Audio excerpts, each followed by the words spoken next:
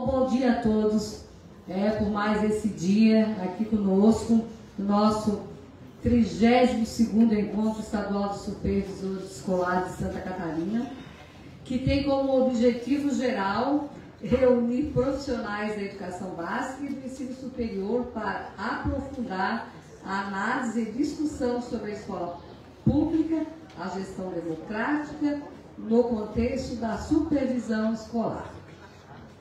Então, eu convido, hoje a nossa é uma mesa redonda, que é intitulada O papel da supervisão escolar frente ao cotidiano e os desafios da escola na articulação do processo de ensino e aprendizagem. Eu convido a nossa amiga, a professora do mestrando, já está no doutorando, eu acho, a coordenadora Patrícia de Simas Pinheiro, do GPD, da Universidade Federal, para coordenar a mesa e chamar as nossas participantes.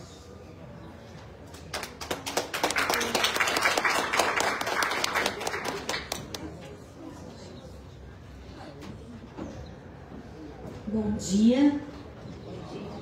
Eu também sou supervisora de formação, né? Então, estamos entre colegas. Oi, Rutinha. Beijos. Opa. Vamos, então, chamar as colegas. A professora doutora Kelly Cristina de Arruda Gonçalves Villamaior, da Secretaria Municipal de Educação de São José. Ela é doutora em Educação pela Universidade Federal de Santa Catarina, na linha Educação e Infância, mestre em Educação pela Universidade Federal de Santa Catarina e graduada em Pedagogia pela Universidade do Estado de Santa Catarina. Foi professora do curso de Pedagogia do Centro Universitário Municipal de São José, onde exerceu também as funções de assessora de graduação, assessora de pesquisa e pós-graduação e coordenadora de cursos de pós-graduação em nível de especialização na área da docência para a infância. Professora orientadora de monografia do curso de pós-graduação do Instituto Federal de Santa Catarina, formadora estadual pelo MEC do programa Pacto Nacional da Alfabetização na Idade Certa, pela Rede Municipal de São José, onde também exerceu a função de coordenadora pedagógica institucional, diretora institucional e assessora pedagógica do setor de educação infantil da Secretaria Municipal de Educação. Membro dos grupos de pesquisa, Núcleo de Pesquisa da Educação na Pequena Infância, NUPEM, e do Grupo de Estudos e Pesquisas sobre Literatura Infanto-Juvenil, Literalize, ambos da Universidade Federal de Santa Catarina. Membro do Fórum Catarinense de Educação Infantil, Fórum Regional da Grande Florianópolis. Seja bem-vinda, professora. Vamos chamar também a professora doutora Graciele Boing Lira, do Nepal, da UFSC. Ela tem graduação em Pedagogia pela Universidade Regional de Blumenau, FURB, especialização nas séries iniciais, Educação Infantil e Ensino Fundamental 1, mestrado em Educação pela Universidade Regional de Blumenau, PPGE, doutoranda em Educação pela Universidade Federal de Santa Catarina, experiência em alfabetização, letramento e formação de professores, integrante do Grupo de Pesquisa em Língua Portuguesa e do Núcleo de Estudos e Pesquisa em Alfabetização e Ensino da Língua Portuguesa, NEPAL-UFSC. Atua como professora formadora em formações continuadas para professores de educação básica nas redes públicas e particulares e faz assessoria pedagógica. Seja bem-vinda, professora. Agora vamos chamar a professora doutora Arlete de Costa Pereira, da Secretaria Municipal de Educação de Biguaçu. Nós estamos aqui com a Grande Florianópolis, né? Doutora em Educação pelo Programa de Pós-Graduação em Educação, PPGE sede UFSC, da Universidade Federal de Santa Catarina, na linha de pesquisa Sujeitos, Processos Educativos e Docência. A pesquisa na área da educação infantil aborda a docência com crianças de 0 a 3 anos, tendo como objeto a dimensão estética na atuação dos professores, com foco nos momentos de literatura e contação de histórias, e os indícios da formação de leitores desde bebês. É mestre em Educação pelo Programa de Pós-Graduação em Educação da Universidade Federal de Santa Catarina, na linha de pesquisa Educação e Infância, com pesquisas em institutos de educação infantil. Possui graduação em Pedagogia pela Fundação Educacional de Criciúma, especialização em Educação Infantil e Séries Iniciais pela Unesc Criciúma. Trabalhou como professora substituta do curso de Pedagogia na UFSC nos anos de 2006, 7, 10 e 11.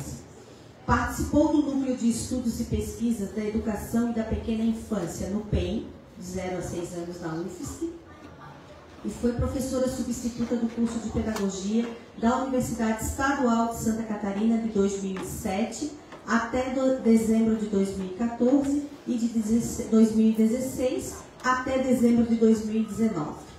É integrante dos grupos de pesquisa GEDIM, Grupo de Pesquisa em Educação Infantil da UDESC, e Literalize, Grupo de Pesquisa sobre Literatura Infantil e Juvenil da UFSC.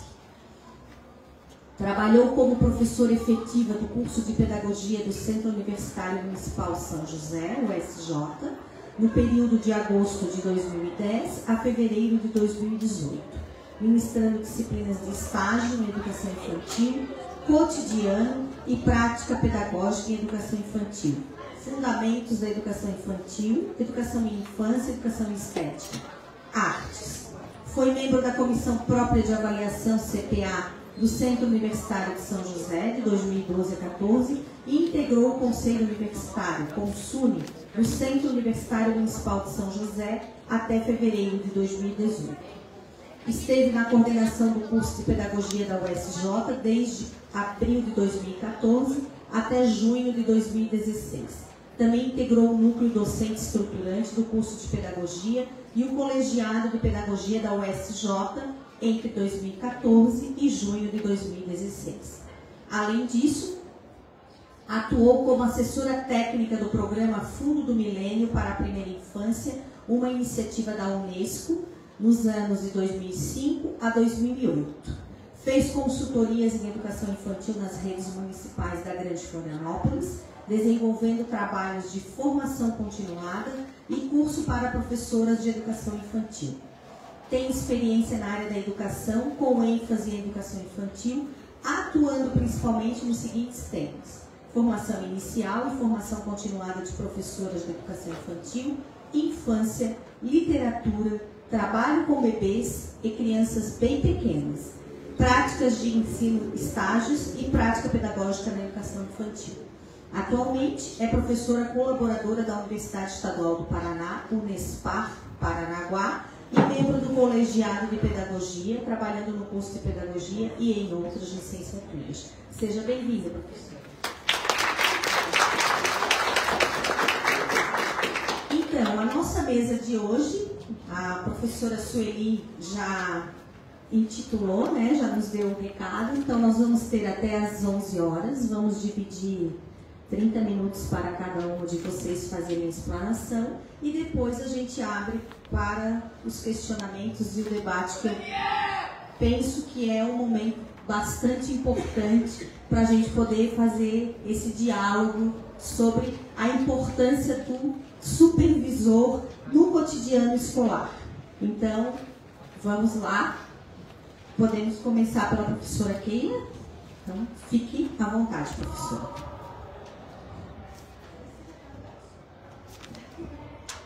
Olá, um bom dia a todos, né? Estamos aqui hoje com uma mesa que já tem o título Desafios, e esse já se torna um desafio bastante grande para nós. Venho aqui encharcada de prática, acabo de ver que o WhatsApp está desatualizado, não atualizei, estou desde o ano passado na instituição, não da Secretaria de Educação, mas em uma instituição. E isso é um movimento, tem sido um movimento na minha vida muito regular, né, porque sou professora e tenho transitado por outros campos. Sou professora especificamente da infância, que é a área que mais tem me chamado para estudar, para discutir, para pensar, para dialogar. E a partir desse lugar de professora da infância, eu tenho ocupado outros lugares ao longo da minha jornada de trabalho, né? E foram muitos lugares, são muitas experiências construídas. Acredito que a gente vai se formando nesse coletivo, nesse estar ao lado do outro, nessa troca de experiências. É um desafio como professora, a gente olha, mas eu vou falar para um público que é um público de especialistas, mas a gente também tem transitado, tem tido esses colegas como parceiros, como profissionais de educação, e mais do que nunca, né, é tempo de a gente começar a alinhar as nossas falas, estarmos mais juntos, porque a educação se faz o tempo inteiro no coletivo. Fico muito feliz de estar aqui hoje, agradeço o convite, estou entre colegas, né, por uma conversa com vocês também. Eu vejo muitas pessoas das quais eu também já conheço, e isso porque a gente acaba conversando na escola, acaba transitando por muitos caminhos, e estar aqui hoje, para cada um de nós, já é um desafio, porque é pararmos aquilo que a gente está fazendo, sairmos daquela nossa rotina louca, e eu vou parar e eu vou escutar um pouquinho. E tem sido cada vez mais difícil essas pausas na nossa vida, né? Esse tempo de reflexão parece que também virou um tempo de luta, um espaço de luta. A gente tem brigado para que ele seja possível acontecer. E eu sei que a gente pensa também como é que eles estão lá, às vezes ainda tem coisas que vêm no celular, né? Lá da instituição, a água acaba, alguém que discutiu com alguém, uma família que chegou mais incomodada, mas a escola vai seguir. Porque os desafios, eles estão ali todos os dias, né? Não a mesma família, talvez, que hoje esteja lá pedindo informação, mas ela já esteve em outro momento, outras famílias estarão, e a gente sabe que os desafios, eles vão continuar. O que vai exigir da gente é uma postura diante de tudo isso. Então, eu preparei uma fala no sentido de conversa mesmo, se alguém tiver interesse, acho que pode também, né, tá interrompendo. Escrevi, né, que vou começar fazendo confissões. Confesso que fiquei bastante reflexiva pensando sobre a melhor forma de estabelecer esse diálogo com vocês. Porque são meus colegas, pedagogos e pedagogas, profissionais da educação, tão sufocados dentro de uma rotina que insiste em ser densa, profunda, com significado na vida das pessoas. E esse, gente, já é um grande desafio, né? A gente decidir ter profundidade diante de tanta superficialidade, diante de tantas coisas que vão chegando para sugar o nosso tempo e a nossa atenção. Seria tão mais fácil se conseguíssemos, eu e vocês, fazer pouco caso das situações que nos perpassam diariamente. Olhar e dizer, não tenho nada a ver com isso, né? Crianças, adolescentes e jovens que gritam por atenção, gritam por uma referência, gritam para compreender o seu papel no mundo. Como podemos passar indiferentes a tudo isso? Nosso papel é de educador, né? E é uma educação que ela não está longe do processo de educação, ela faz parte do processo de humanização. O tornar-se humano se faz ao longo do processo de educar o sujeito. Então, o tempo inteiro, a gente olhar para esse outro sujeito que está diante de nós é algo que nos afeta, é algo que faz parte do nosso trabalho. E não é só isso não, né? São inúmeras outras situações. Situações que envolvem vidas, esperanças. Não aquela que a gente vai ficar esperando até que o sistema consiga oferecer aquilo que a gente sabe que tem condição. É tudo muito urgente na escola, né? Tudo muito necessário. E parece que as pessoas não enxergam aquilo que nós que estamos lá todos os dias temos enxergado. Queremos a esperança do verbo esperançar, do nosso querido Paulo Freire, né? É preciso ter esperança, mas ter esperança do verbo esperançar. Porque tem gente que tem esperança do verbo esperar. E esperança do verbo esperar não é esperança, é espera. Esperançar é se levantar. Esperançar é ir atrás. Esperançar é construir, esperançar é não desistir. São falas do nosso querido mestre. Trouxe eles hoje, né, alguns outros nossos mestres da educação para ajudar a pensar um pouquinho nessa conversa. E o desistir é algo que com certeza já passou por todos nós, né? Não tenho desejo aqui de fazer a melhor conversa, mas de estabelecer um diálogo que de alguma forma possa nos tocar, que nos afete por inteiro. Da mesma forma como a Rosa nos propõe pensar as experiências, que seja algo que nos passe, que nos acontece e que tenha significado para a gente. Que experiências nós temos vivido nas escolas e espaços educativos? Que experiências nós queremos viver nas escolas? Que experiências contemplam ações que sejam respeitosas, amorosas e democráticas? É difícil falar desse amorosas, né? Porque é um amoroso no sentido de carinho, de afeto, de reconhecer esse outro que está comigo. Haja amor, né, gente? Falo desse amor no sentido de humanização, de necessidade de cuidado com o outro. Como eu atuo com crianças bem pequenas, o cuidado é algo que está muito presente na vida delas. Mas eu sempre tenho buscado refletir com o grupo de profissionais com o qual trabalho, e em outros lugares, que o cuidado é uma dimensão humana. Eu também preciso ser cuidada como adulta, né? Também preciso ser alimentada fisicamente, moralmente, eticamente e de todas as formas das quais a gente tem direito de se completar nesse conjunto que somos todos nós, né? A gente não se constitui sozinho e nem isolado. Precisamos de um conjunto de aspectos. Essa ideia de pensar no amor está ligada ao processo de humanização, de necessidade de cuidado consigo e com o outro, na condição básica que temos de todos seres somos sociais e, portanto, precisamos uns dos outros. Isso reafirma o tempo inteiro de que a educação se faz no coletivo, não se faz educação sozinho.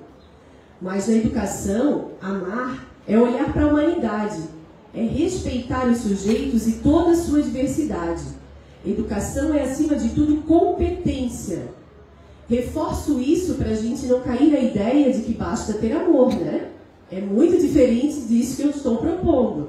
Precisamos, acima de tudo, assumir aquilo que a gente estuda, que a gente lê, que a gente se forma, na nossa condição profissional e olhar para esse sujeito como outro com a amorosidade de respeitá-lo. E quem é de nós que conheceu algum profissional na escola e que lembra, porque todos nós já passamos por uma escola, é um lugar pelo qual as crianças, os adultos, os adolescentes, os jovens passam e todos nós também já passamos, né? E quem de nós lembra daquele professor que foi bem legal conosco? Aquele que nos olhou nos olhos? Quantos de nós a gente não lembra mais? Inclusive da graduação, em alguns momentos, ao qual eu já era adulta, e muitos de nós, né? Eu fico pensando, quem foi a professora que me deu tal disciplina? Porque de alguma forma, não responsabilizando o professor, porque também tem a minha condição naquele momento, de alguma forma passou batido, eu não registrei. Mas todos nós temos lembranças muito fortes da nossa escola, sejam elas boas, sejam elas ruins. Isso reforça uma grande responsabilidade que nós temos nessa rotina do cotidiano, porque de alguma forma nós vamos marcar a vida desses sujeitos, seja por uma experiência boa, seja por uma experiência ruim, ou seja pela indiferença. E eu vou trabalhar sempre na perspectiva para que sejam boas experiências, né? Para que a gente possa ser lembrado como uma boa referência. E cada vez mais estamos mais sedentos dessas referências. Quem de nós já ignorou as palavras de um professor que não nos afetou? Eu nem gostava daquela disciplina, né? Gostava tanto da história no ano passado. Aí no ano seguinte veio um professor de história que eu já não gostei mais de história, porque eu não fui afetado. Então, o tempo inteiro, a relação, ela precisa estar presente quando a gente está proposto a aprender.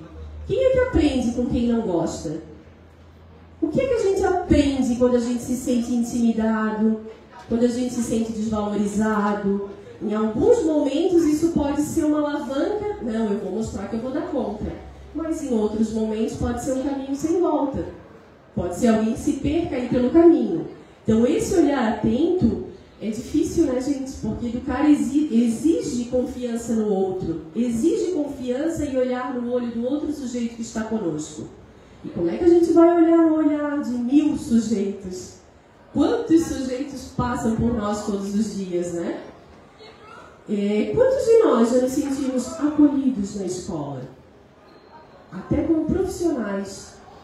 Às vezes, o turno da manhã é tão legal, né? Eu chego lá, todo mundo está dando bom dia, a mesa do café tem um diálogo estabelecido. O turno da tarde eu já não me sinto tão confortável. Então, isso é muito forte para nós também, adultos, de como a gente se sente acolhido. E esse espaço de acolhida, ele é construído por todos nós. A gente precisa ir trabalhando isso na escola diante da coletividade. Não é eu chegar lá, vou cumprir o meu papel, fazer minha tarefa, vou virar as costas e vou embora. Porque a escola se faz na coletividade. A escola não é a casa da mãe Joana. Eu vou fazer assim, porque eu já fazia assim na outra escola, já fazia assim lá o ano passado, há 10 anos, né? Às vezes a gente está repetindo a mesma experiência há muitos anos. Os sujeitos não são os mesmos. Nós não somos os mesmos. Hoje, a partir dessa experiência, desde que eu acordei, desde as coisas que eu fiz, eu espero aprender muitas coisas no dia de hoje. Porque nós somos sujeitos que aprendemos todos os dias. Nós temos essa possibilidade, né? Nós, nossas crianças, nossos jovens. Então, isso faz parte do movimento que a gente precisa alimentar cotidianamente. E não é fácil. É um grande desafio, né? São muitos problemas, são muitas formas. Cada vez mais a gente vê os processos aligeirados. Nós estamos disputando com telas muito rápidas, muito ágeis. A informação passa ali muito rápido. Quantas vezes eu me distraí, só vou dar uma olhadinha aqui. Já passou 2 horas. Já olhei no Instagram, já olhei mais não sei o quê, já mexi no banco, porque tem tudo ali para chamar a nossa atenção, né? E as crianças passam muito mais do que 2 horas. Numa tela que ela abre 1.500 janelas ao mesmo tempo. Como é que aí a gente vai chamá-la para copiar a matéria no quadro? Fica difícil, né, gente? Porque já está no processo de aceleração, de visualização, em algo que foi feito justamente para viciar a atenção das pessoas. Então a gente faz um movimento inverso, de sair disso e mostrar que tem muito mais além da vida do que está colocado naquela tela. Por quê? Sou contra as telas? Não, gente. A tecnologia ela tem contribuído muito para a nossa vida, né? Mas a gente precisa aprender como usá-las em nosso benefício. Estamos aí com excessivos casos de ansiedade de crianças. Eu não me recordo na minha infância de ter colegas com problemas de ansiedade. E hoje a gente vê crianças sendo medicadas. Eu vejo isso na educação infantil. Com 3 anos, 4 anos, criança com insônia, gente. Desde quando que insônia era problema de criança? Né? Corria, cansava, suava, capotava. Às vezes dormia sujo e tudo. Não lavava nem os pés, não tomava banho, porque estava com aquele cansaço físico. E hoje não tem sido mais possível em muitos lares. Né? Crianças que não conseguem dormir. E quantos de nós deitamos exaustos, com aquele corpo cansado da rotina do dia a dia e a cabeça não para? Vira para um lado, vira para o outro, pensa como é que vai ser amanhã, será que vai ter esse material, será que não vai ter aquele? Né? Como é que vai ser quando eu vou chegar lá? Muitas vezes eu também não quero ir. Chegam algumas crianças na educação infantil chorando no diazinho de frio, às vezes enrolado no cobertor. O que aconteceu? Ah, hoje eu não queria vir. Não faz mal, a prof também não queria vir hoje. Minha cama estava gostosa, estava quentinha, era o lugar que eu queria ficar. Mas nós temos um compromisso, né? A gente não faz só o que a gente quer na vida. E aí eu já estou começando a lidar com esses sujeitos desde bem pequenos, que a frustração faz parte da nossa vida. E esse é o currículo que vai incluindo, gente, a vida. Vai incluindo a frustração, vai incluindo o dia a dia, vai incluindo como é que nós vamos lidar com essas situações do cotidiano. Porque me parece que está urgente essa habilidade de como é que nós vamos resolver essas situações rotineiras do dia a dia. Né? Onde é que as crianças aprendem? Onde é que a gente aprende? A fazer fila, a esperar que um tenha a vez do outro. Às vezes eu tenho vontade no trânsito de perguntar para alguém: oh, tu não sabe que cada um tem a sua vez? Porque a gente é atropelado o tempo inteiro de diversas formas, né? O trânsito é um exemplo. É tão complexa essa rotina, né, gente? Não temos uma receita. Não temos uma única pessoa que seja igual a outra. E isso foi um tiro no nosso pé. Porque eu lembro, né, já fui professora de educação básica, já passei pelas etapas da educação, pela educação infantil, pelos anos iniciais, pelos anos finais, pelo ensino superior.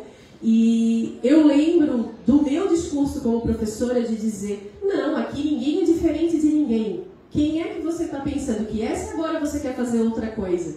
Quando eu me dei conta dessa minha fala, que foi internalizada e repetida sem reflexão ao longo do tempo, eu vi o quanto isso era forte, né? Na verdade, ao contrário, gente. Quem é igual a quem?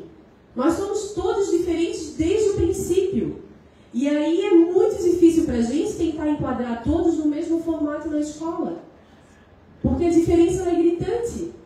De formas, de jeitos de aprender. Eu sou uma pessoa que eu tenho muita dificuldade de aprender com barulho. Então, estudar na biblioteca para mim é difícil. Estudar na sala de professores é difícil. Estudar com a TV ligada é difícil. Foram exercícios que eu tive que ir fazendo ao longo da minha vida.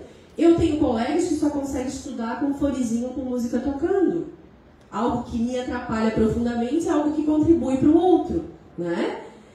Alguns sujeitos precisam ser ensinados a falar, porque eles estão muito silenciados, não sabem ainda se expressar, não têm a linguagem oral desenvolvida, não conseguem, às vezes, elaborar uma ideia, um começo, meio e fim. Outros sujeitos precisam aprender a ouvir, porque falam pelos cotovelos, sem conseguir escutar o outro e perceber que a fala dele também afeta o outro. Então, somos muito diferentes o tempo inteiro. E essa diversidade que a gente precisa contemplar na nossa rotina. Porque é entender que não fazem todos parte de uma massa e que aquilo que eu ofereço para um vai ser possível para todos. É muito complexo, né, gente? Por isso são tão necessários os caminhos que a gente tem que se segurar, que a gente tem que seguir. Que caminhos são esses? Os princípios educativos, gente. São a nossa regra e vai servir para todo mundo. Porque são princípios humanos. Os princípios éticos, os princípios estéticos, os princípios políticos, lá bem descritinho nas diretrizes curriculares nacionais de educação, né? Independente da etapa de educação, mas são eles que estão lá. Precisamos de experiências que sejam coerentes com esses princípios. Como é que os supervisores, os especialistas, os professores podem contribuir para essa prática? Podemos buscar ações coerentes com esses princípios? Sim, gente, precisamos dessas ações respeitosas, amorosas e democráticas. Precisamos validar essas ações todos os dias nas escolas. Precisamos de ações que façam sentido.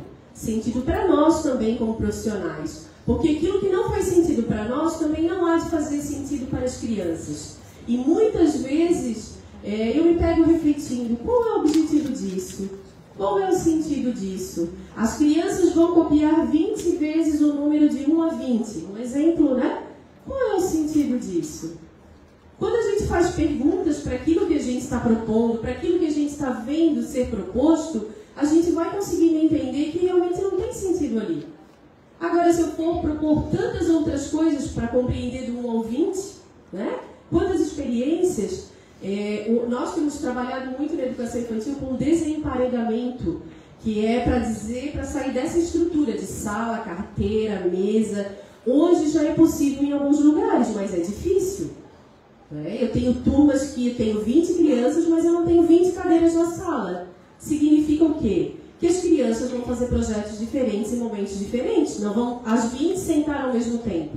E não é porque não tem cadeira. É porque a gente entende que aquele espaço da sala vai ser tão legal se ele tiver uma biblioteca, se aqui tiver uma almofada, se aqui eu montar uma casinha. Então eu faço escolhas, né, entre propor. É fácil isso, gente? Não é. Não é para nós, na educação infantil, que estamos lá construindo um espaço diferenciado e que temos clareza que o nosso currículo é o cotidiano e é a vida. É a vida que pulsa. Acredito que seja muito mais difícil quando a gente tem um currículo dividido por disciplinas, que nos cobra, né? Que tem os índices para dar conta, que a gente precisa dizer de quantos foram os alfabetizados, quantos não foram, por que não foram. E muitas vezes a responsabilidade vai para o sujeito errado, né? Vai para o aluno, vai para o professor, e o sistema fica meio que à toa do que está acontecendo, né? Então é um conjunto. Educação não se faz no coletivo. Quando a gente pensa sobre isso, não é só eu e a minha colega e a direção e toda a estrutura da escola. É um sistema que está ali, né?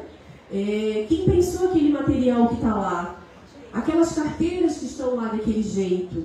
Tem uma fala do Mário Sérgio Cortella que diz que, né, vou falar do meu jeito, depois não é exatamente sem a fala porque eu não estou repetindo nem lendo, que a gente faz o melhor que a gente pode com aquilo que a gente tem, mas sem perder a perspectiva daquilo que a gente quer, né?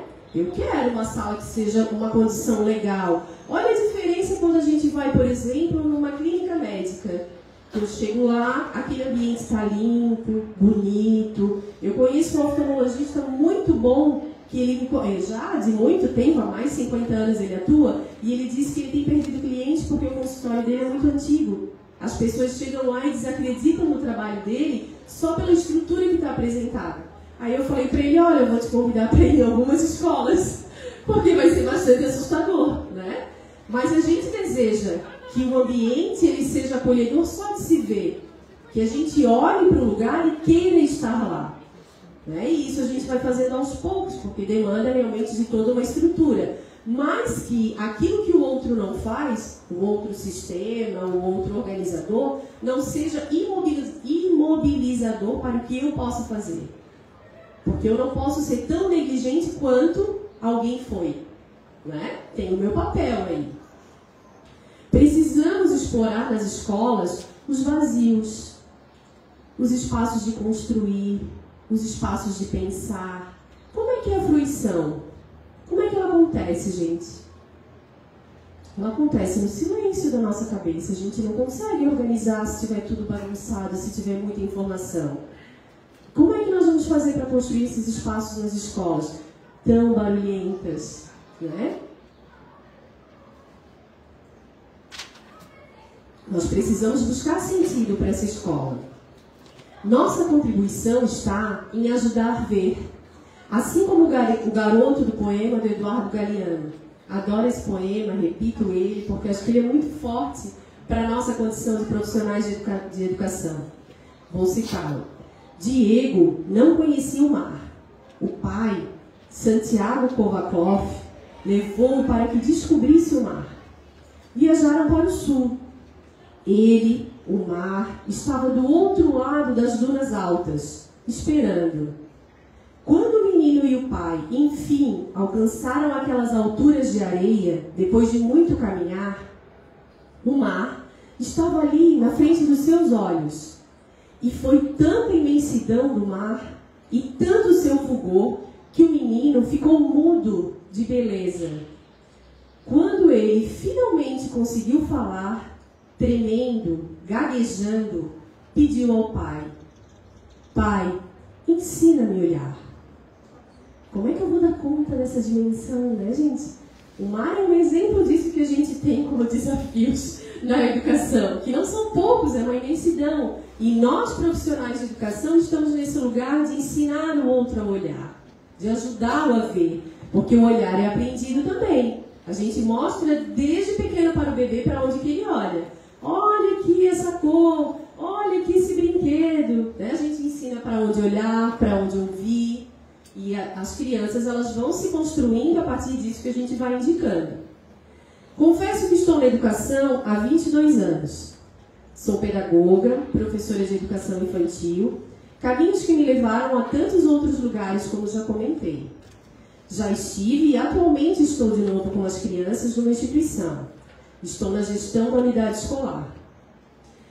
É difícil pensar esse lugar da gestão, porque eu conversei com muitos colegas até que fiz uma escolha para a minha vida que não era meu interesse, né? O lugar de gestão de uma instituição é extremamente complexo, porque tu vai olhar para todo esse universo, mas eu tenho buscado essa fala e reforçado que a gestão é o lugar de todos nós. Como professor, eu tenho a gestão do meu tempo na sala. a gestão do que eu vou propor para as crianças. Como especialista, eu também tenho a gestão do meu tempo. Se a gente não faz um planejamento, se a gente não se organiza para o mínimo, a gente é sugado por todas as emergências que acontecem. Não é? Quantos de vocês chegaram na escola? Hoje eu vou analisar esse currículo, vou organizar, vou ter que olhar mais, vou ter que conversar com o professor de português. Cheguei lá, alguém derrubou o extintor, já tem uma professora gritando na sala, faltou alguém, né? Falta bastante gente, é uma demanda que a gente tem que estar cobrindo, dispensa ou não dispensa aquela turma. Então a gente precisa ter um mínimo de planejamento, porque a escola continua gritando com os seus desafios. E a gente precisa ir se organizando diante disso, enquanto coletivo. Quando falta alguém e uma turma não tem um professor, não é um problema do gestor, é um problema de todos nós. Aqueles sujeitos, aquela turma está lá, e o que é que nós vamos fazer com eles? Né? Ah, vamos mandá-los embora. Poderia ser a primeira opção em algum momento. Porque não veio, não é responsabilidade minha, eu não tenho como dar conta de tudo isso, mas eles saíram de casa para estar lá, para aprender algo. E a gente precisa muitas vezes ainda convencê-los disso, né? Precisa convencê-los de que eles foram para aprender algo. E isso é complexo. Então a gente precisa ter um mínimo de organização para conseguir funcionar a nossa função, independente de qual ela seja. A gestão precisa estar presente em todos os nossos cronogramas, planejamentos dentro da escola. Confesso que foi bem difícil pensar em falar para as colegas, sempre é, né, gente? Porque nós conhecemos os professores, conhecemos como é que as coisas acontecem e que é um público extremamente exigente, né? O professor é exigente, a gente sempre está dando alguma opinião sobre algo. Por quê? Porque nós estamos sempre em processo de formação e a gente tem consciência disso. Então nós investimos nisso. É difícil mesmo. E essa exigência é que também exige de nós mesmos um papel melhor lá onde nós estamos. Que a nossa contribuição seja melhor. Confesso que já pensei em desistir. Desistir da escola, desistir da educação, inúmeras vezes. Confesso que já engoli o nó na garganta, que já chorei junto, que já ri junto, que já cheguei no meu limite várias vezes. E quanto mais o tempo passa, parece que mais difícil tem ficado. Confesso que não consegui desistir, gente. Eu não sei o que pica a gente aqui na educação, né? Tem algo que grita, tem aquele ser freiriano que já habita em mim, né? Que diz que eu preciso ser mais. Que nessa sociedade precisamos de sujeitos que sejam mais, que incentivem os outros a ser mais. Como é que a gente pode desistir da escola se é um espaço que a gente vai ajudar o outro no processo de humanização? É um lugar de aprender, de falar de cada vez, de compartilhar, de trocar. Que todos nós possamos saber a hora de pausar, de não desistir, que é a hora que precisamos respirar com esse momento aqui. Quando a gente está cansado, a gente precisa entender o que eu preciso me alimentar nesse momento. Talvez, gente, fazer uma caminhada, falar com um colega, parar com aquela confusão toda que está na nossa cabeça, mas é difícil, né? Que possamos saber essa hora de pausar, que saibamos respirar fundo e recomeçar. Vocês sabem que a gente leva 7 segundos respirando quando a gente nasce? 7 segundos para inspirar, 7 segundos para expirar. E ao longo da vida a gente vai atropelando tudo. Hoje eu já não consigo fazer isso em 7 segundos. Se eu parar para os 7 segundos de inspirar e os 7 de expirar, já foi uma eternidade. Eu vou nem fazer isso porque a Patrícia já me avisou que está acabando o tempo. Né? Mas a gente pode tentar fazer o exercício de 7 segundos. Olha como a nossa respiração vai ficando acelerada. E a gente tem vivido nesse processo o tempo inteiro. Esse nosso colega Paulo Freire, né, que tem nos provocado a pensar desde sempre sobre a questão da coerência. A coerência precisa estar presente na nossa prática. Aquilo que eu proponho tem que ser coerente com aquilo que eu tenho intenção. Que sujeito nós queremos formar na escola? A minha ação precisa estar coerente com isso, né? Pensar na perspectiva da educação humanizadora e democrática é promover uma visão ampla do trabalho educacional. É promover a convergência entre a educação e a vida. Esse é o trabalho de todos nós. É o trabalho que vocês realizam. Nós precisamos continuar olhando para isso para nos alimentar dessa riqueza. Porque não é fácil, gente. Né? Se comprometer com a grandeza de olhar a potência do outro. E que muitas vezes o outro não sabe da potência dele. Tem muitos sujeitos que estão na escola que a gente precisa lembrá-los, né? Olha, tem potência aí, você é bom para alguma coisa. Porque ele já vem surrado, já vem com outra perspectiva, né? E a gente tem feito esse movimento contrário. Confesso que não tem sido fácil. Eu sei, vocês sabem, todos nós sabemos. Buscamos nos fortalecer nos estudos, nas pausas, nas trocas uns com os outros, nas experiências, buscando o olhar do outro, que é o olhar do outro que melhora o meu. E eu finalizo, eu não sei se dava para botar a música ali. Eu trouxe a música, que é a música do Arnaldo Antunes, que é o seu olhar ajuda a melhorar o meu. Que eu vejo isso muito presente naquilo que a gente deseja como profissionais de educação, né? Trouxe hoje na coragem a fala somente e pensei, vou trazer a música. Não sei quanto tempo a gente não escutou a música, ela ajuda tanto a contribuir, isso vai ampliando também o nosso repertório, né? Tá no pendrive, já tá aí?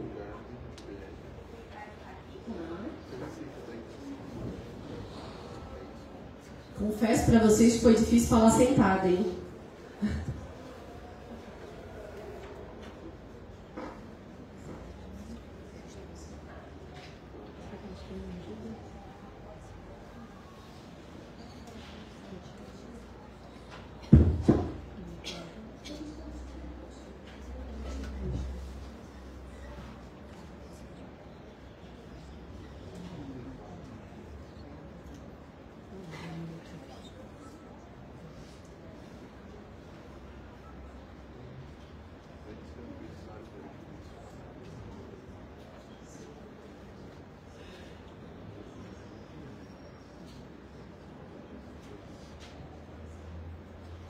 Como eu disser, o rolê de quarta não precisa ser 2 horas procurando o que você não vai assistir no streaming. Muito obrigado por ficar em pé aqui para receber aqui a próxima convidada, uma convidada muito especial, Nina Becker.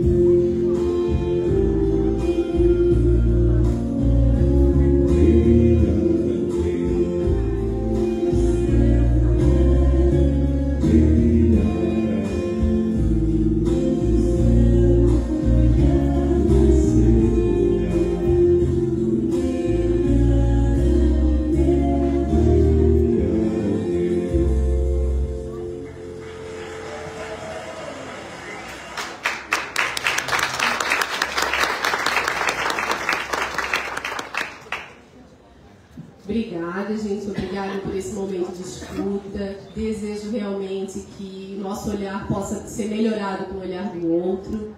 E agradeço imensamente por ter conversado um pouquinho com vocês hoje. Obrigada.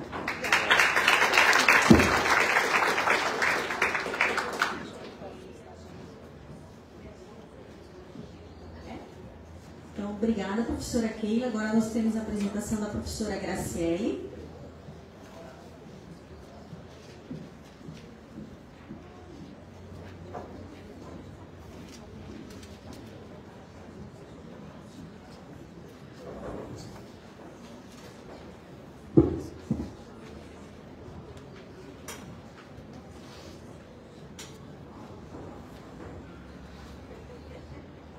Bom dia.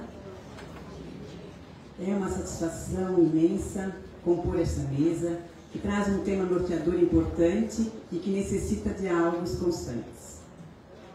Gostaria de agradecer ao convite da Rosemary Jorge da Silva e da professora Giovana Lima dos Santos Basso, ambas colegas do PENAIC, e também agradecer à professora e amiga Nelita Bortolotto, que orientou minha tese de doutorado e coordena o Núcleo de Estudos e Pesquisa em Alfabetização e Ensino da Língua Portuguesa, NEPALP da UFSC, do qual eu faço parte, que junto aos meus colegas, e aqui eu vou citar a minha querida amiga professora da UFSC, Lilane, representando o nosso grupo NEPALP. Obrigada, Lila, por estar aqui, pela presença. E os demais colegas do grupo que me permitiram assumir a palavra em ato de diálogo neste importante evento. Nosso grupo tem como orientação teórica e metodológica os pressupostos da teoria do dialogismo de Mikhail Bakhtin e seu círculo. E é deste lugar, então, que eu falo. Miotello, estudioso Bakhtin, usando palavras dele, afirma: somente o ato de pensar pode ser ético, pois é nele que o sujeito é convocado. Eis o convite que eu faço a vocês.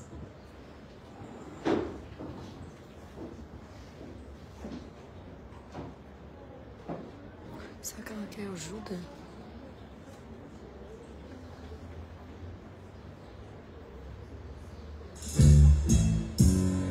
Eu não sei dizer nada por dizer, então eu escuto.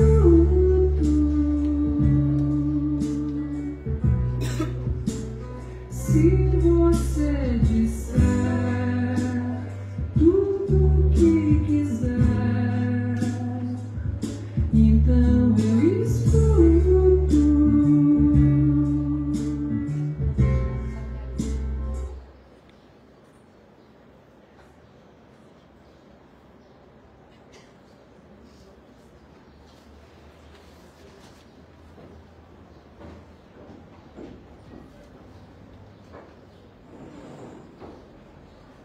Eis o convite que eu faço a vocês. Um convite para pensar. Esqueci algo importante que preciso buscar.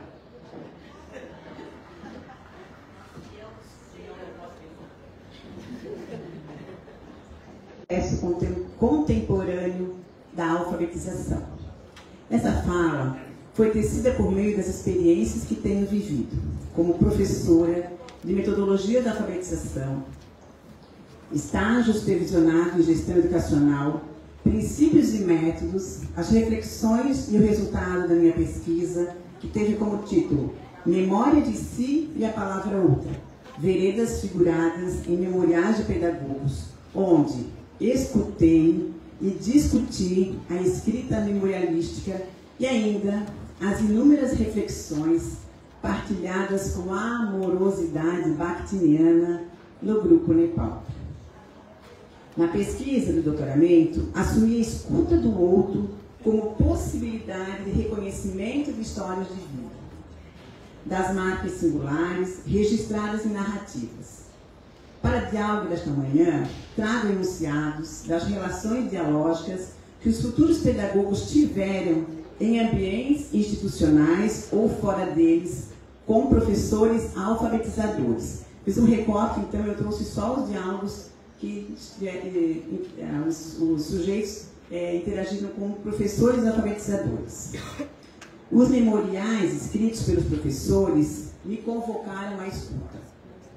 Por meio da escuta-leitura, refleti sobre trajetórias acadêmicas, desde a educação infantil até a graduação e o ingresso na profissão. Os diálogos, no decorrer da pesquisa, nos ajudam a pensar os lugares ocupados pelos estudantes até o ingresso na profissão. Uma vez que todos nós, professores, supervisores, gestores, ou seja, profissionais da educação, passamos alguns anos como estudantes no ensino fundamental e médio. Depois, escolhemos estudar para sermos professores. No entanto, nós vamos estudar uma profissão que não exercemos, mas que conhecemos, porque já convivemos com professores há anos. Permanecemos convivendo. No período em que estudamos para exercer o magistério, frequentamos as escolas como estagiários ou até professores não formados. E ao finalizarmos a graduação, voltamos à nossa velha e conhecida, escola, mas de outra forma, como professores formados. Nossas posições mudaram, mas aquele espaço permanece. Esse movimento se dá de forma diferente em cada um de nós. No entanto, neste local, convivemos, nos espelhamos ou não em professores. Trago excertos da minha pesquisa para abrir possibilidades de diálogo. Eu pesquisei, então, os alunos da graduação. Na época, eles eram meus alunos, e eu sempre peço que escrevam memoriais contando sobre as suas trajetórias escolares. Então, esse foi o material que nós utilizamos, né? Uma primeira fração, então, eles escreveram quando eles estavam no 6º período da universidade, em 2018, escreveram desde a educação infantil até esse ano, e depois, então, nós fizemos uma segunda coleta de dados, onde eles escreveram do 6º período até o ingresso na profissão, ou seja, depois de formados. Duas questões foram orientadoras nesse processo de escuta ao outro. O que ficou retido na memória dos estudantes, futuros professores? O conhecimento é, no mínimo, um ato questionável permanecer nesse lugar epistêmico.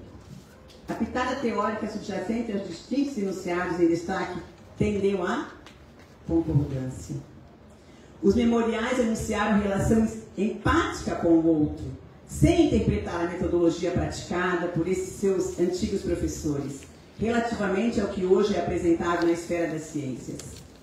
É preciso ir além do espaço da empatia, há que voltar a seu lugar ocupando postura exotópica em relação ao outro, alargando seus horizontes, no intento de transformar e libertar. Aqui eu trago outro...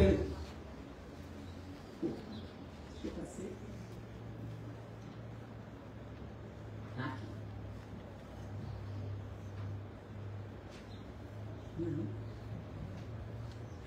Isso.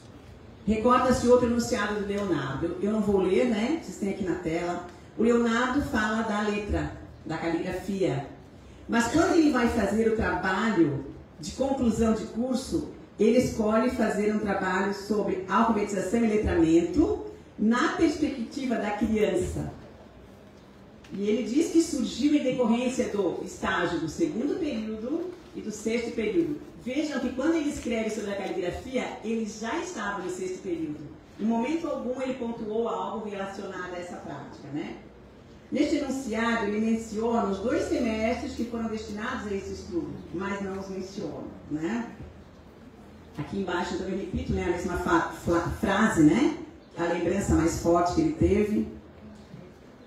Leonardo não se posiciona como estudante de pedagogia sobre a atitude da docente, seja em concordância ou discordância. Para Leonardo, criança, a caligrafia não se configurava uma boa tarefa. Há um subentendido nas palavras que escreveu sobre essa vivência. Disse ele que a professora mãe me fez fazer aquela tarefa caligráfica. Era obrigada a fazê-la. Tinha que. Tais expressões ressaltam uma imposição da professora para a criança. Já no cronotopo do mundo acadêmico, das ciências, do mundo acadêmico, da ciência, sentidos foram ressignificados por ele. Há uma outra posição para o evento narrado. Quando Leonardo, formado, fala da escolha do tema do TCC, põe em relação experiências da graduação com o exercício magisterial para compreender o processo de alfabetização e letramento na perspectiva da criança.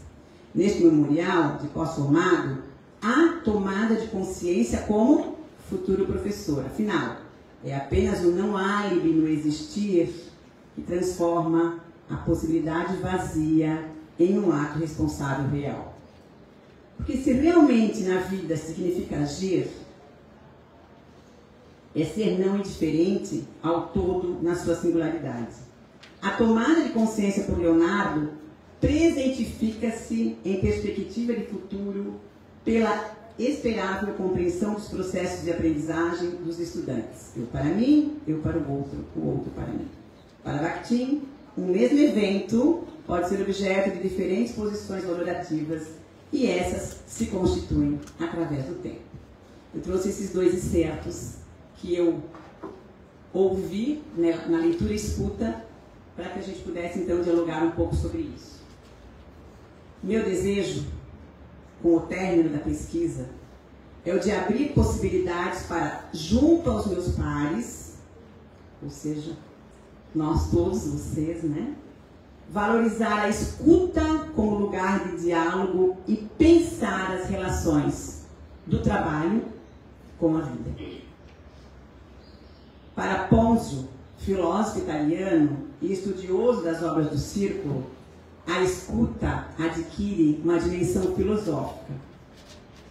A perspectiva que chama de filosofia da linguagem se apresenta como uma filosofia da escuta, escuta da palavra do outro e da sua recepção e da sua compreensão responsiva. Eu gosto muito disso aqui. A escuta é o som dotado de sentido, é a arte da palavra, é a compreensão respondente. E ainda Ponzio diz assim: sem o encontro com a palavra do outro que a escuta, não há outra palavra. É preciso uma palavra outra para encontrar o outro de si mesmo, e o outro de si mesmo como outra palavra não representável, não assimilável, não julgável. É preciso a palavra que cala e a palavra que escuta. Compartilho ainda palavras de Proença. É na relação aberta com o outro parceiro de trabalho, no encontro, que encontra possibilidades de reflexões profundas sobre a nossa prática profissional. Na compreensão de que o outro me habita e produz em mim movimentos que impulsionam o meu ato ético. E agora a pergunta: como acontece a escuta ao outro no seu ambiente de trabalho? Como estamos escutando o professor alfabetizador? Percebo nas escolas em que tenho circulado, falo em todas, públicas, municipais, estaduais, privadas, um silêncio. Silêncio este que é diferente de calar. Ponzio diferencia silenciar e o calar. Ele diz que o silenciar está ligado ao som, enquanto que o calar está ligada à compreensão. A escuta é o som dotado de sentidos. No caso do que eu percebo como formadora, nas formações continuadas com professores alfabetizadores, nas formações com supervisores, coordenadores e nas visitas que eu faço diariamente nas escolas, um silenciar, um retorno ao já vivido por aqueles professores nos seus próprios processos de alfabetização. Um retrocesso em relação a avanços anteriormente conquistados. Por isso, eu dediquei essa fala para pensarmos a escuta como lugar de diálogo. Nós ontem ouvimos por que estão acontecendo esses silenciamentos, mas nós também ouvimos, nós vamos resistir. Nós estamos na escola e é nesses espaços, junto aos nossos pares, que nós precisamos observar. Que avalanche é essa? Por que nós tínhamos avançado e agora nós já não conseguimos mais dar conta daquilo que já fazíamos? Somente a compreensão responsável permite ir aos sentidos mais profundos para atingir a cultura do outro. Esse é o desafio posto para a compreensão criadora, para a consciência de si, do outro, do mundo. É o deslocar-se do próprio lugar, não indiferente ao outro, mas numa relação interativa, com responsabilidade ética, para ir ao outro e de lá voltar com a memória povoada de sentidos outros, aberta a consciências com a humanidade não resignada, mas afirmada na vida, na arte, na cultura.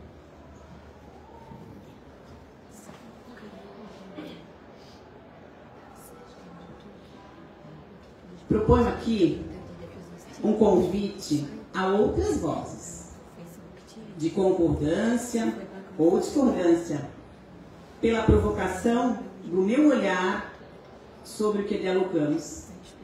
E desse lugar, que é um espaço singular, que somente eu preencho no mundo, tendo em mente, como estudiosa das ciências humanas, e de modo particular, trabalhando com signo e memória, que reflete e retrata as realidades por meio da sua linguagem, gerando sentidos, que sempre haverá possibilidades de novos sentidos. Sentidos para além dos que eu trouxe na minha investigação. Eu não sei dizer nada por dizer, então eu escuto. A palavra está aberta.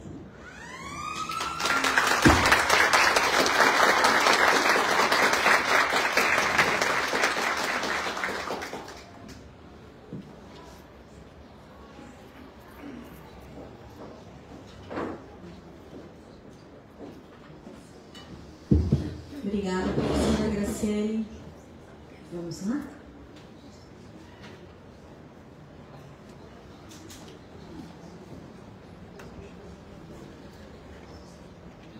Professora Arlete, da Secretaria Municipal de Educação de Biguaçu. Quer daí? Daquele da minha de professor. Aí eu tenho que pegar do Face. Na verdade, eu tô querendo ficar por ali mesmo. Acho que eu vou me sentir melhor. Eu tenho minha filha que veio especialmente para passar e eu tô assim dispensando ela. Tá. Então, bom dia, né? Bom dia a todas as pessoas que se encontram aqui. grande prazer em estar aqui compondo este momento, esta mesa, junto com minhas colegas, né, Keila, de longa data, né, desde o mestrado que a gente fez juntas, trabalhamos juntas, Patrícia do GPDIM, professora Graciele conheci ontem, sei que o convite partiu principalmente da professora Giovânia Basso, professora que tenho o privilégio de chamar de amiga, né, muito mais que uma professora, uma grande professora, mas minha amiga Gil. Penso que esse convite surgiu dos nossos cafés e dos tantos desabafos, né, que a gente fez juntas enquanto tomávamos café. Então, eu tenho um pouco de dificuldade de ficar sentada ou de depender que alguém passe para mim os slides. Por isso, até talvez para ficar um pouquinho mais dinâmico, eu vou fazer esse movimento, tá? Até ontem eu tinha o título do evento, o título normal, o título que nos foi passado, né, o papel da supervisão frente a esses desafios.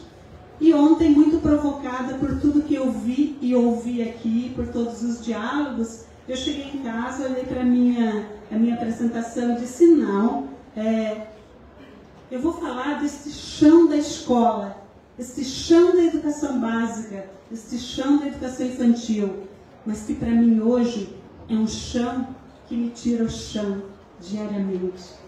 É um espaço que me tira o chão, que me provoca a pensar, que me provoca a escutar, a escuta que está perpassando, né, todas as falas desta mesa. Então eu trago para vocês este chão que me tira o chão, muito pautada numa imersão que eu venho fazendo há 7 meses dentro de um centro de educação infantil. E aqui também eu peço até, né, a minha culpa, né, assim como a Keila, percebi então que meu lado está desatualizado, porque a professora, quando me apresentou, ela encerrou no momento em que eu trabalhava na Unespar, Universidade Estadual de Paranaguá. Mas, na verdade, eu saí da Unespar em fevereiro deste ano. Por questões pessoais, eu fiz uma escolha, estava eu indo e voltando para Paranaguá semanalmente, minha saúde física e mental não me permitia mais, e eu escolhi ficar por aqui. E essa escolha, ela teve algumas consequências muito interessantes, porque a gente precisa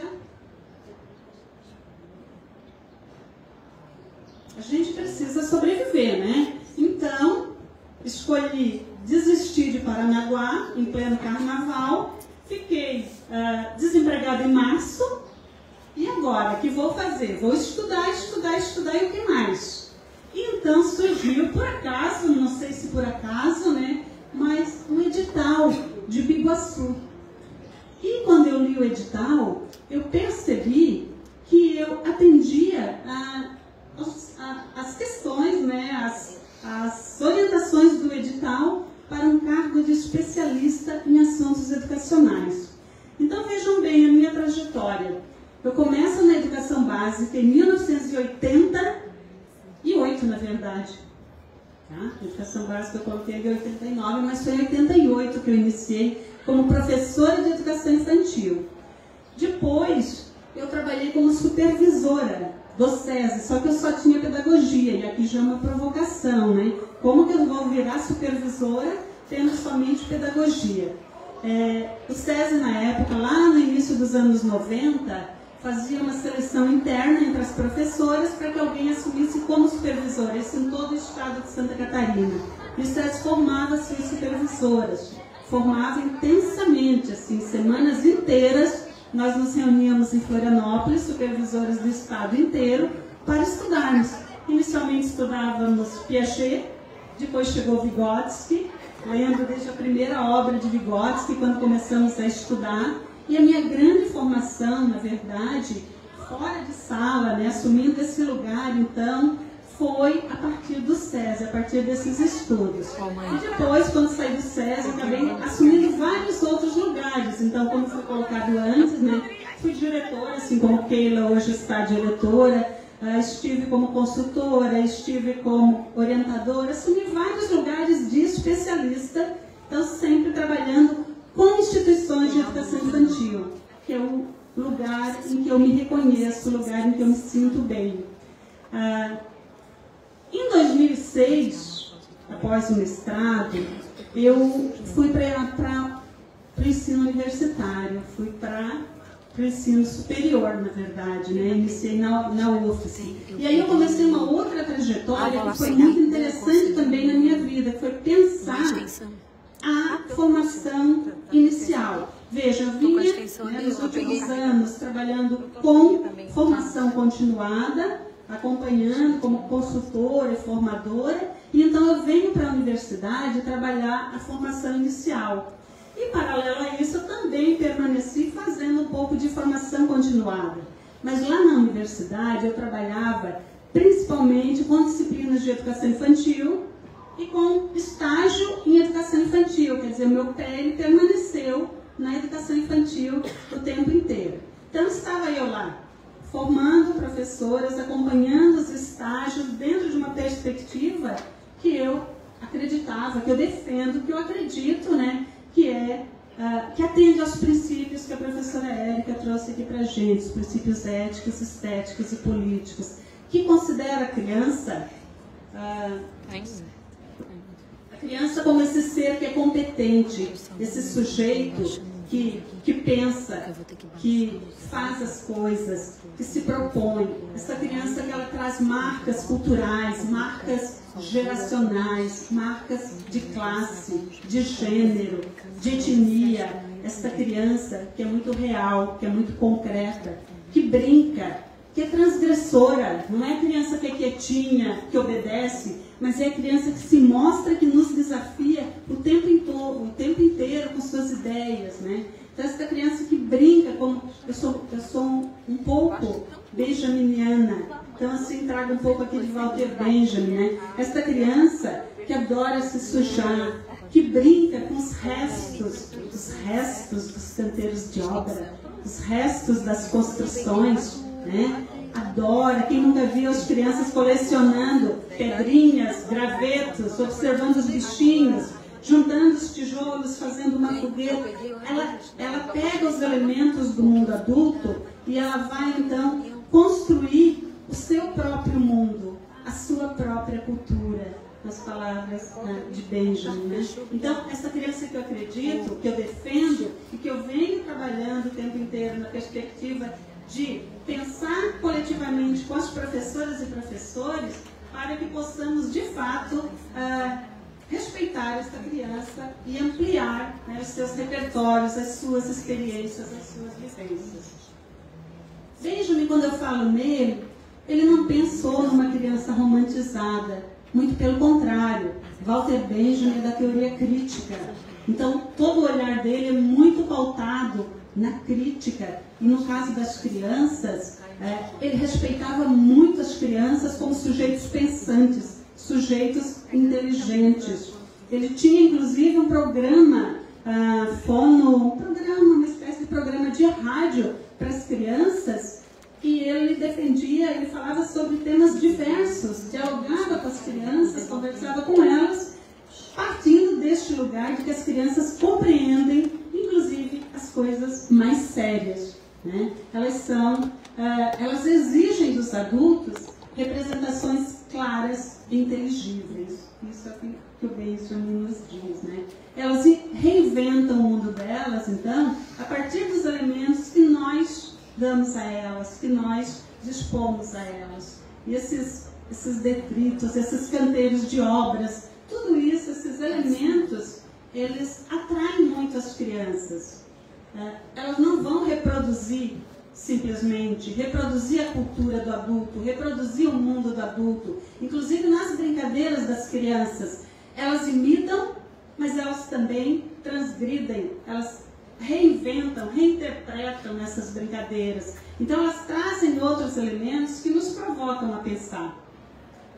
E aí, quando eu chego então, veja, estou voltando lá, né, saio eu 16 anos de professora do ensino superior, e aí eu vou para um centro de educação infantil municipal, público, o chão da educação básica. Aquele lugar em que eu passei tantos anos formando professoras, colaborando lá no planejamento, acompanhando o estágio, indo para dentro das instituições de educação infantil para ver as minhas alunas atuando, exercendo a docência para se formarem pedagogas. Então eu entro nessa instituição de educação infantil não mais para olhar as minhas alunas, mas para enxergar de fato as professoras e professores que lá estão.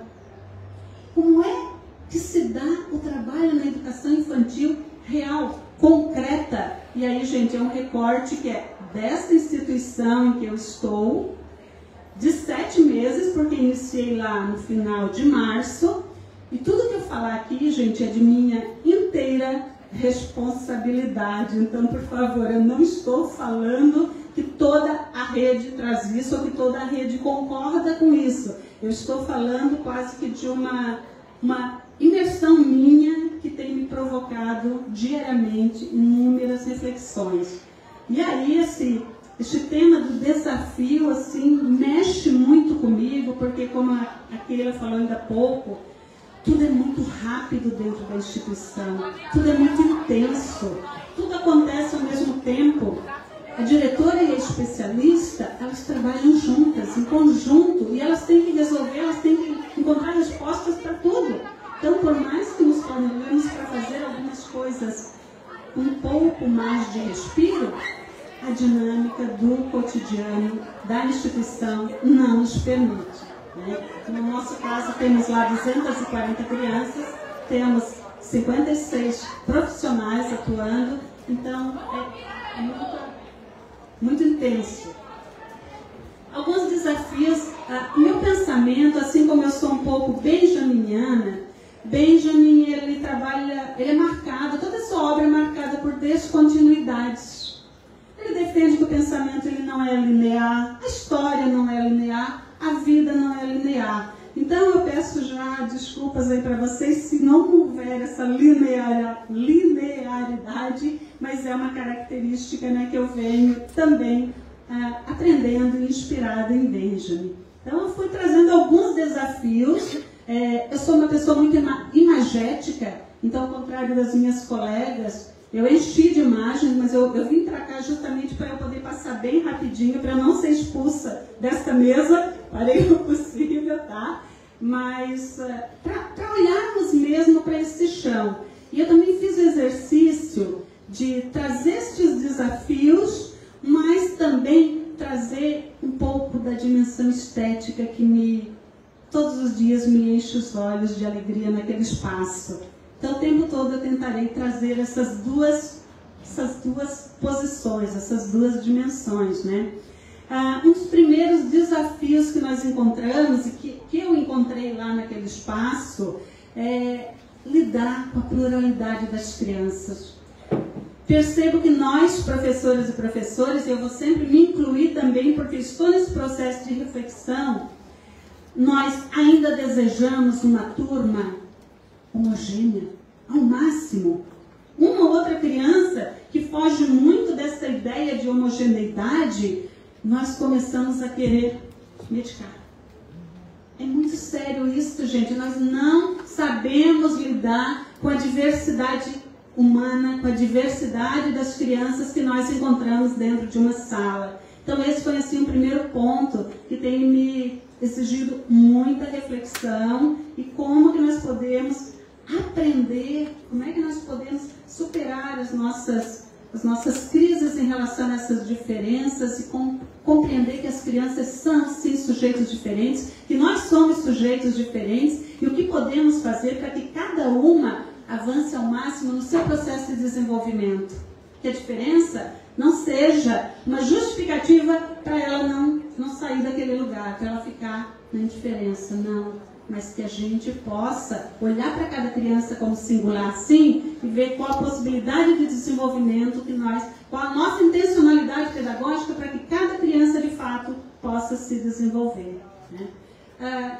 Compreender essa concepção de criança que ela, de uma certa forma, ela já está posta nos nossos discursos, nas nossas narrativas. A criança é um sujeito histórico de direitos, né? Um sujeito que é competente, que é protagonista da sua própria história e tal. Então nós temos uma concepção de criança bastante bonita e parece-nos que está dada, que está compreendida.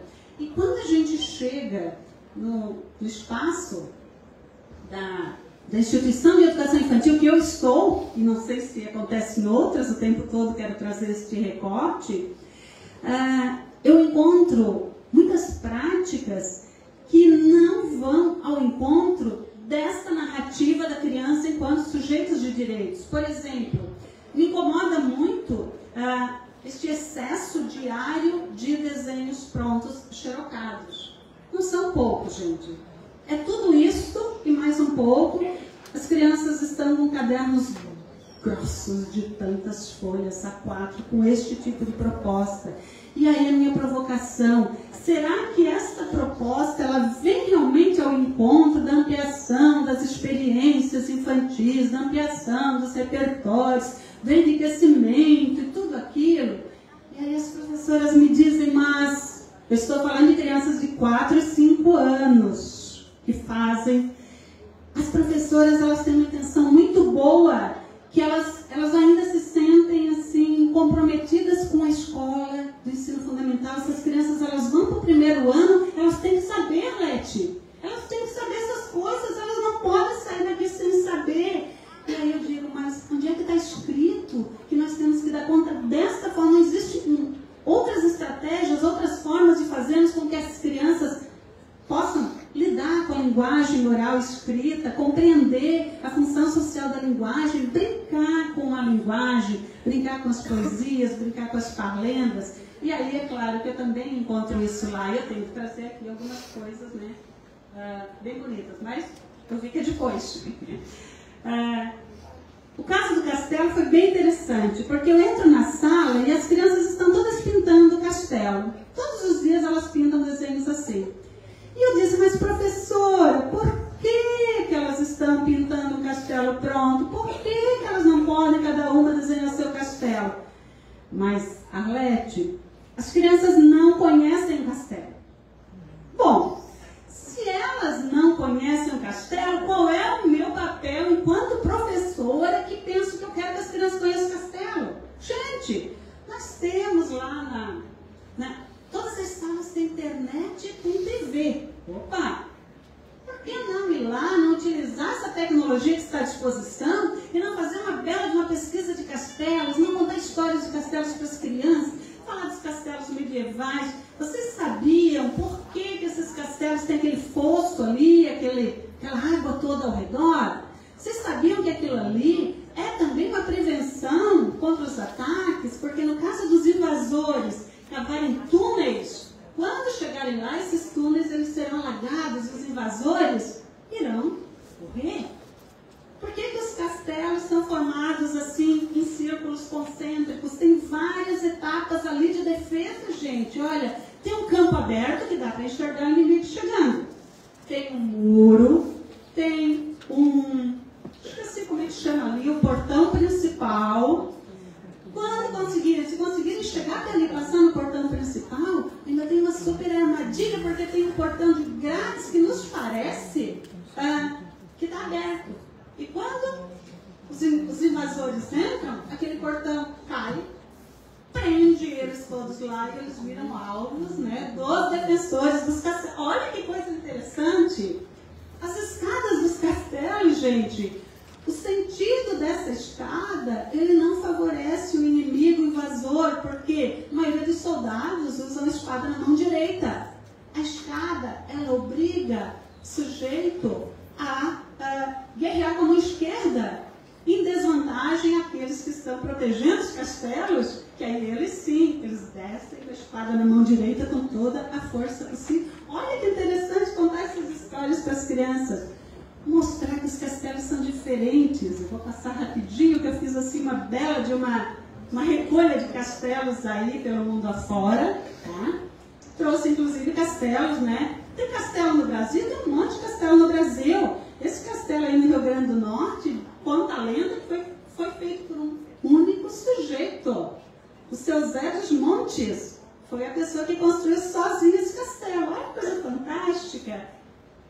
Castelo de Curitiba, e a gente poderia falar de Castelo a manhã toda. Mas vejam, gente, o que eu estou fazendo com as crianças, gente? O que eu estou fazendo? Estou trazendo um conceito que a Celeste Martins chama de nutrição estética.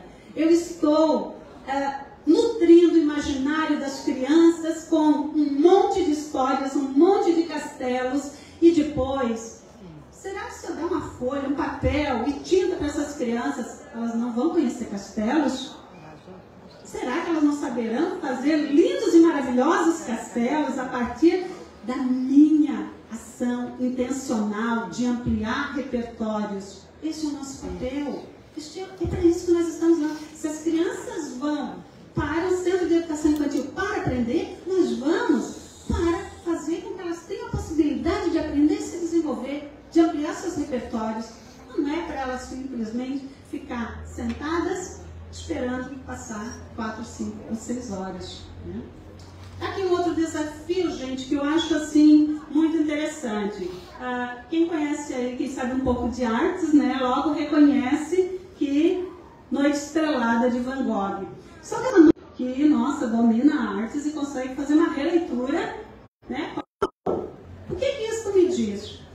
Ou a professor segurou a mão e fez o traço 14 vezes, ou nem segurou a mão e fez o traço 14 vezes, mas não é obra da criança. Então, assim, por que essa necessidade de fazer pela criança, de arrumar o trabalho da criança? Porque a nossa perspectiva adultocêntrica de beleza tem que imperar. Então, isso para mim é muito forte, isso para mim é um desafio, isso para mim não vem ao encontro da perspectiva de criança que a gente vem defendendo, pelo menos nas narrativas, nos discursos, né?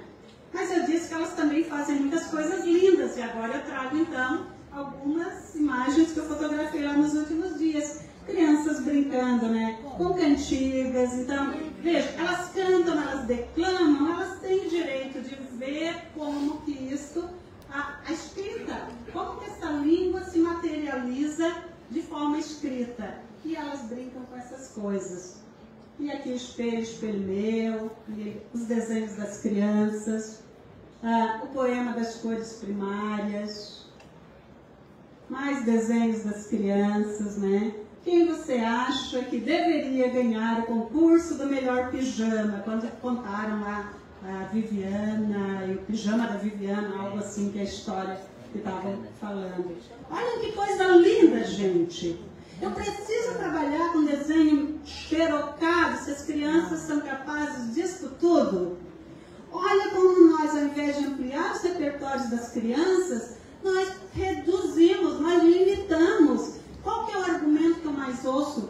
Mas eu estou trabalhando com limites para aprender a pintar dentro dos limites. Eu estou trabalhando com coordenação motora fina. Isso é necessário para ela aprender a escrever.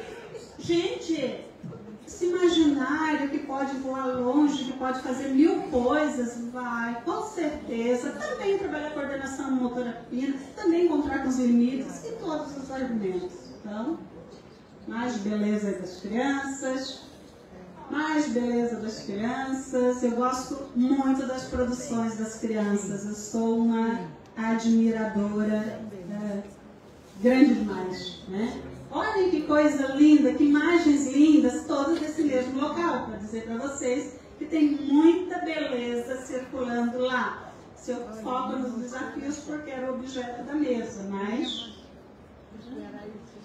todos os ambientes podendo ser utilizados pelas crianças como ambientes educativos, né? Então, pega as crianças que estão lá no piso, lá na frente do CEIM.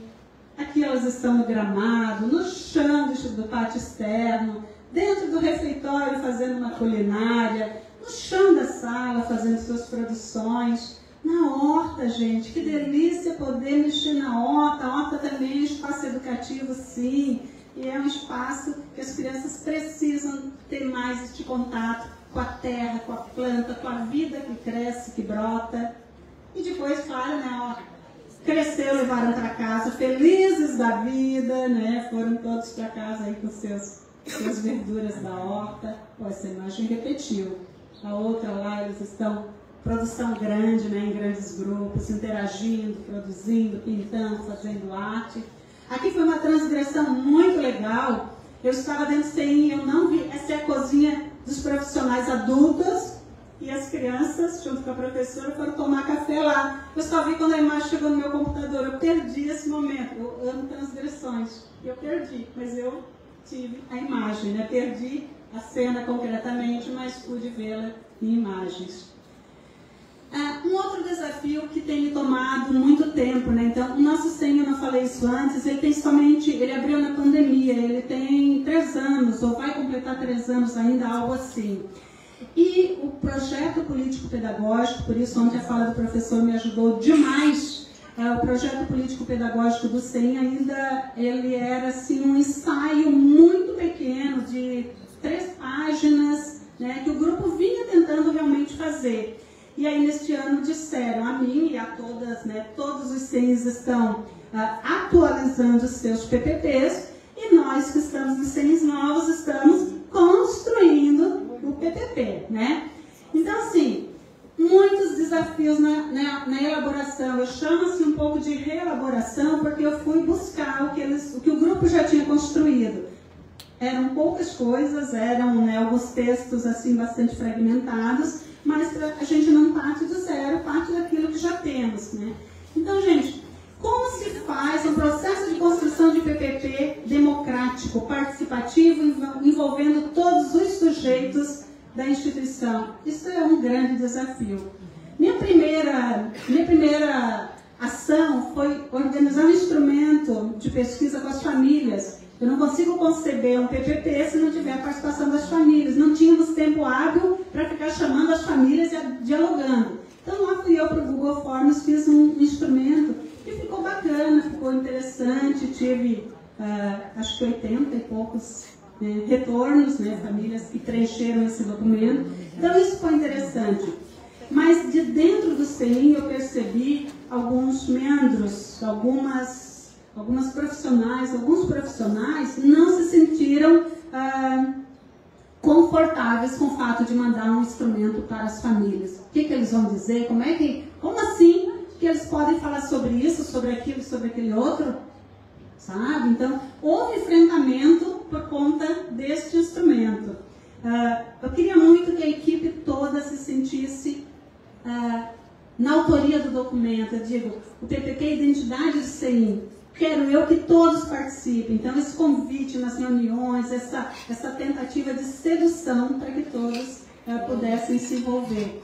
Tive, sim, uma participação bastante bacana, bastante interessante de várias professoras e professores. Eu acho que isso foi um movimento importante. Vou até trazer algumas cenas ali para vocês. Queria eu contemplar também, porque nós temos que concluí-lo até o final agora do mês. Mas estou assim bem esperançosa. Teve uma professora que eu achei muito bacana, a gente fez aquela divisão, cada um escolhe sobre o que gostaria de trabalhar, uma quer trabalhar sobre acolhimento, outra quer trabalhar sobre o planejamento e tal. E aí uma professora que estava trabalhando sobre alimentação, justamente aquela que fez lá com as crianças na horta, e aí ela disse, eu quero trabalhar alimentação saudável, tal e tal.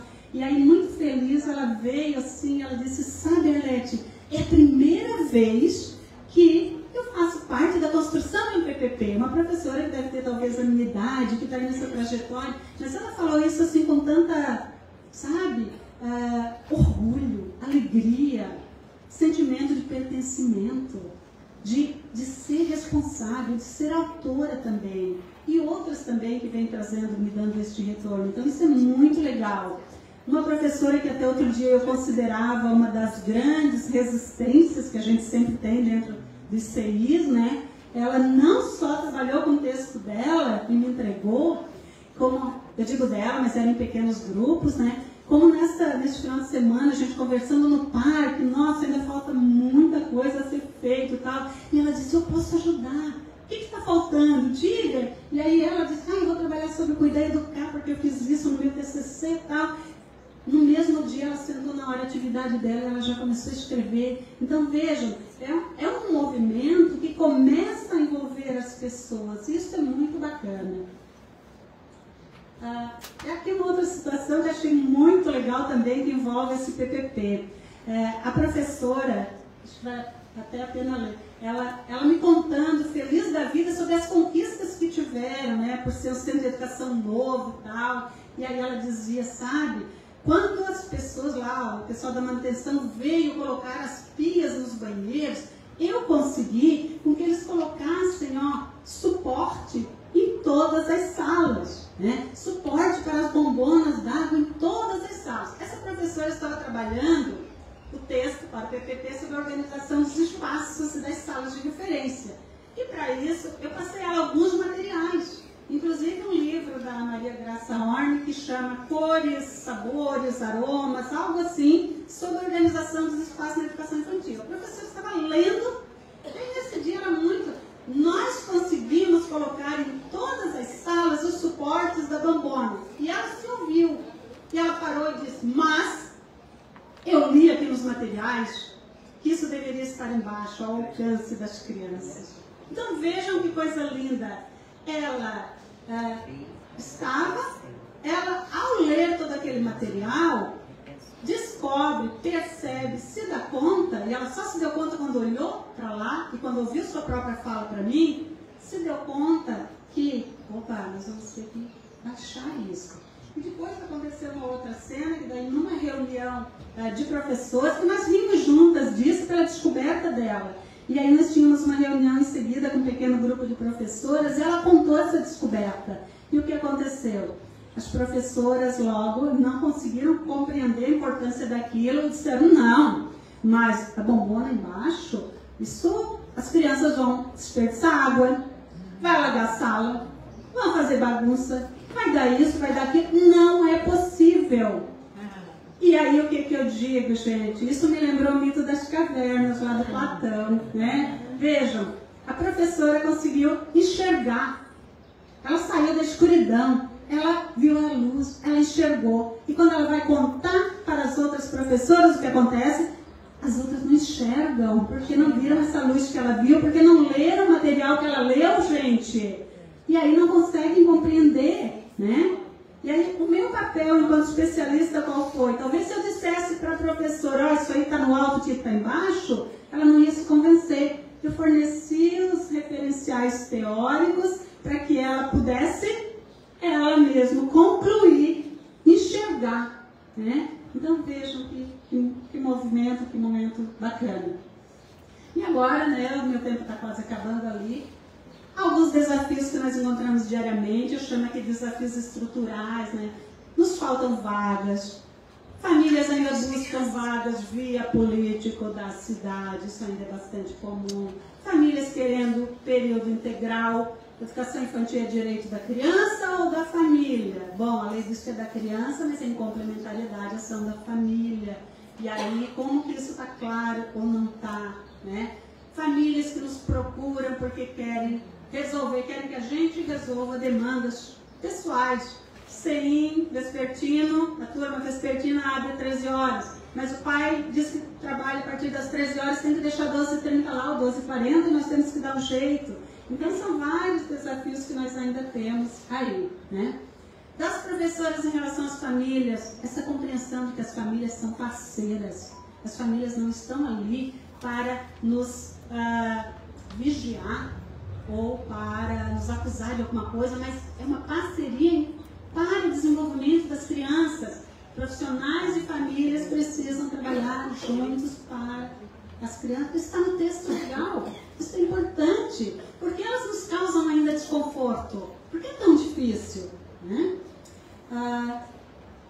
Já foi falado um pouco também aqui, a gente tem um pouco essa confusão de papéis. Hoje eu digo que, em nome dessa experiência de tanto tempo, muitas professoras já estão se sentindo um pouco médicas, né? Olha, tá com um pintinho aqui, isso aqui é pé, mãe, boca, tem que levar embora, porque pronto, isso aqui é alergia tal, isso aqui é tal, sabe? Isso é escabiose, sei lá, não, né? Então, elas estão o tempo inteiro, assim, parece que querendo já diagnosticar as crianças, querendo emitir laudos como se fossem neuro, gente. Esta criança tem que ser medicada?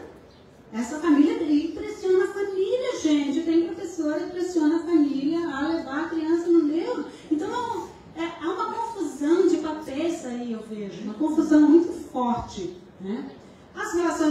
pessoais são grandes desafios. Temos problemas de falta de ética, de falta de comunicação, de falta de comprometimento, de falta de respeito, né? No âmbito da educação, quando somos todas professoras educadoras, isso não deveria ser tão forte, mas é.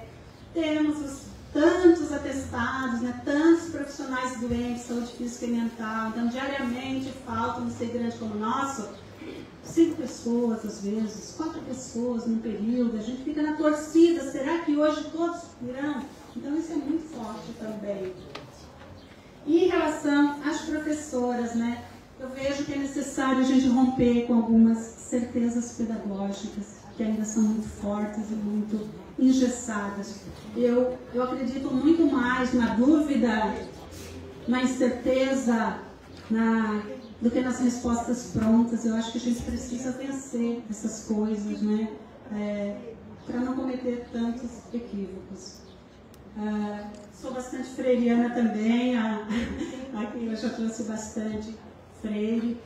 Vejo que um grande desafio nosso enquanto professoras é tomarmos esse conhecimento de que somos seres inconclusos, seres inacabados. Não temos que ter todas as respostas, não temos que saber tudo, mas temos que aprender, temos que estudar. Se nós somos seres inacabados, nós temos, né, nós nos autorizamos a aprender mais, a irmos nos concluindo, nos constituindo a cada dia que passa. Então isso é muito importante. Isso implica em valorizar mais as formações. A gente tem formações muito legais, propostas pelas redes, e às vezes profissionais que mais precisariam estar nesses espaços são justamente essas que ficam doentes no período de formação, né? Então é muito complicado isso, gente. É muito complicado, né? A gente tem que entender que a formação é um direito e é uma necessidade do nosso trabalho. Direito e necessidade, que é importante, que ela precisa fazer parte da nossa reflexão diária. Nós temos que estudar, nós temos que refletir sobre as nossas práticas, sobre os nossos planejamentos, sobre tudo que fizemos. Um desafio que eu encontro bastante também, não sei se acontece com demais especialistas aqui, compreender que supervisor, orientador, especialista não é uma visita na sala, é uma parceira que está ali para pensar junto, é parte do grupo, está ali para refletir, para pensar, para construir, para que a gente possa juntos crescer. Então esse para mim ainda, em alguns grupos ainda é um desafio. Felizmente na maioria dos grupos já não é mais, né? Eu já consegui conquistar esse espaço. Compreender a importância do registro como instrumento de reflexão.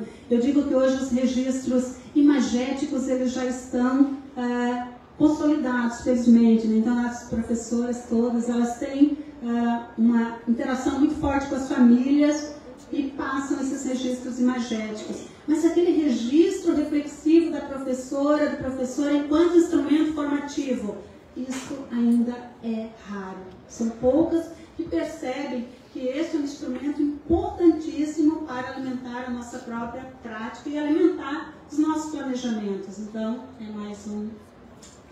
E aqui eu trouxe um poema, acho que a gente está vivendo, eu que venho nessa defesa das crianças tão forte, né? Nós estamos vivendo agora esse período de genocídio com o pessoal da Palestina, onde já morreram mais de 3.500 crianças.